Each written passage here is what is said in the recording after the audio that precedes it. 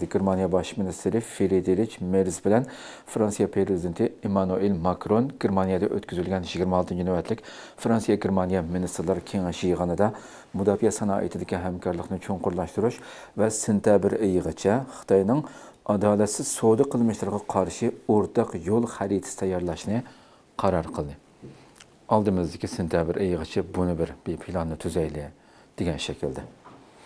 Ve bu ko'rinishlarni tun e'lon qildik, hammalarga ma'lum bo'lgandek, Xitoyning shu Qirg'izistonda yashayotgan iqtisodiy o'rni va madaniyat ta'siriga qarata sezgirlik kuchayotgan bir vaziyatda, amaliyotda Qirg'iziston va boshqa Qozog'iston jumhuriyatlarida Xitoyning kun sari ta'sir doirasini kuchayotganligini bilamiz.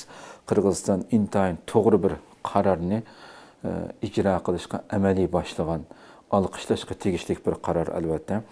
Bir milletning, bir devletning ki içine kirip sen dünyanın hiçbir yerinde bunda bir beşemlik nümussuzluk olmaydı hamdi. Sen Xitoyning özüңнің devleti mi? Ya özüңнің devleti de kıl bunda işlerini. Başka devlet gelip hatta o devletning özünün tildimi yoğun şekilde bunda yüz verip de yan-yanıga. Bunun nurgun bir kanun, kaideleri buldu.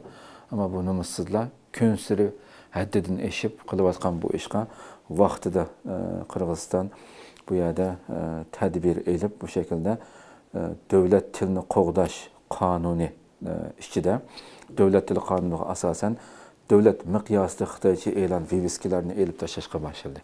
Va buni butkul doirlar bundan keyingi bosqichdimi butun Qirg'izistonning hamma yerda umumyuzlik qattiq ijro qilinadiganligini e'lon qildi. Asosliq ko'pinchisi butun chet el tiliga qaratilibdi, ama asosliq butunlay Xitoy tili en ko'p bo'lganligi uchun bunga jiddiy shaklda hatta bostirib tekshirishlardimi 1 soat vaqt beribdi. Do'kondorlarga xabarning tafsilotini qarasak 1 soat vaqtida hargiz qilib bo'lmaydi. Keliblar bostirib keliblar shu suratni ko'rgandek darhol buzib tashlab, söküp tashlab qattiq ijro qilib o'tibdi.